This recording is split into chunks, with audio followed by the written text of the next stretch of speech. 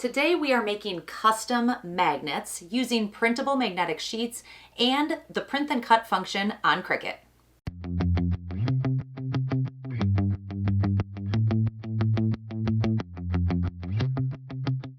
Hey, I'm Sarah, you're watching Creative Ramblings, and today I am going to walk you through the process of making custom magnets using your Cricut. This is a pretty straightforward process, and once you figure it out, there are so many options and so many cool things you can do. We're going to start with some printable magnetic paper, just like this. This is going to run through your inkjet printer, and then we're going to use any Cricut machine that has the print then cut sensor and a fine point blade. We'll walk through the whole tutorial, but what you can do with this is create cute little magnets for your fridge. But because we're using print then cut, you can add photos to these magnets. So think about birth announcements, maybe a birthday invitation, a wedding save the date card. These can all be magnets that your guests can then put on their fridge and remember that date or just see that really cute picture of your baby. Because this is a Cricut project, you are going to need a Cricut. So any machine that is capable of doing print then cut, which is anything except the original Cricut Joy. You're also going to need the fine point blade, and that blade comes with every machine. So there's a pretty wide variety here.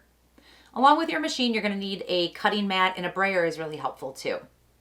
Then you're going to need some printable magnetic sheets. There's a lot of options out there. These are fairly thin and they are matte on the outside. I really like how these look when they're finished.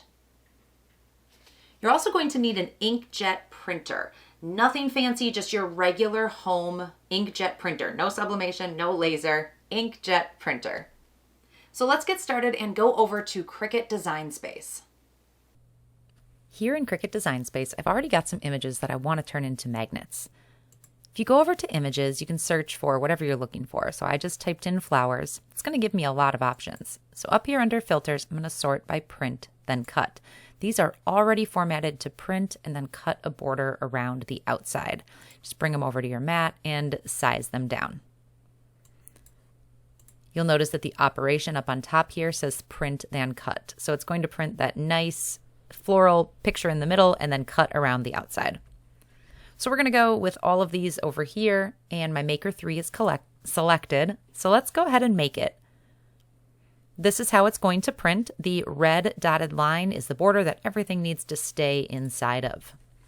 The first thing we have to do is send this over to a printer. This paper works really well with inkjet ink. I'm going to use my system dialog box. And here I want to select standard quality. You can go up to high, but I get pretty good quality with standard. It's in the rear facing tray. And I want to find a paper that best mimics this magnetic paper. So for me, that's going to be matte photo paper. It seems to work really well. Play around with the settings on your printer until you find what works for you.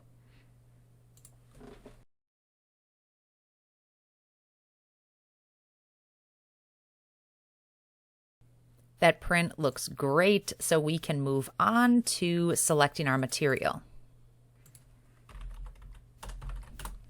There's a couple options for magnetic sheets. This printable magnetic sheet is going to be just fine, and it can be cut with the fine point blade.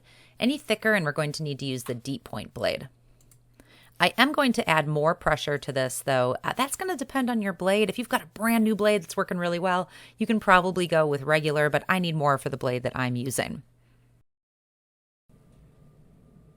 I have stuck the magnetic sheet to a cutting mat using my brayer to stick it on there really well, and then I just slide it in. With print then cut, there is a sensor on that housing that is going to sense those registration marks in each corner, telling the machine exactly where to cut, and these are going to cut out beautifully. Before you unload the mat, you may want to peel up a corner and just make sure they cut through all the way. This is a thick magnetic sheet, so if it didn't cut through all the way, you can run it again while it's still in the machine. But these look great.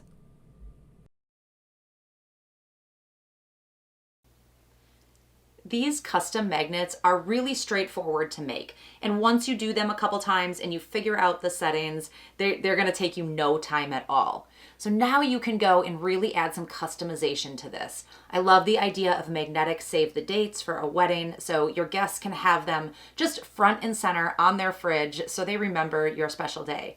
Birth announcements, birthday parties, anything that you're doing that you want people to really remember, especially with a photo, is going to be really cute on a magnet. You can pick up these magnetic sheets down in the description, and I do have a discount code for you down there, save you a little bit of money.